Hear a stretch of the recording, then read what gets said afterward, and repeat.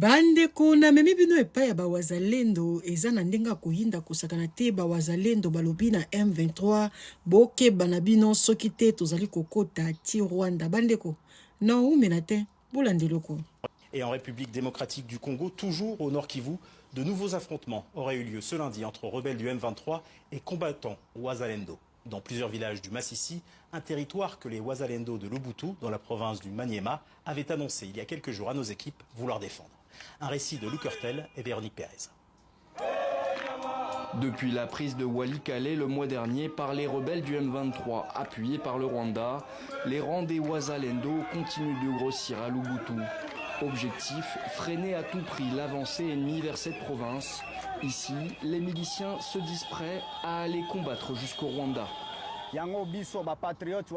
Nous les patriotes du Wazalendo, nous allons arriver jusqu'à Punya, Walikale, Kasese et nous allons avancer jusqu'à Goma et Bukavu.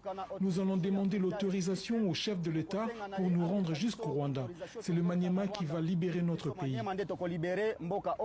Pour la société civile locale, le gouvernement doit trouver une solution rapidement pour éviter que la population continue à vivre dans la psychose générale. Nombreux sont ceux ici à encourager les Wazalendo. L'esprit de la population lubuntoise et les collègues qui sont arrivés est dans un état anormal dans le sens que la guerre n'est pas une très bonne chose. Quand ça arrive, c'est quelque chose à condamner avec force. Donc l'esprit est peureux d'une manière générale.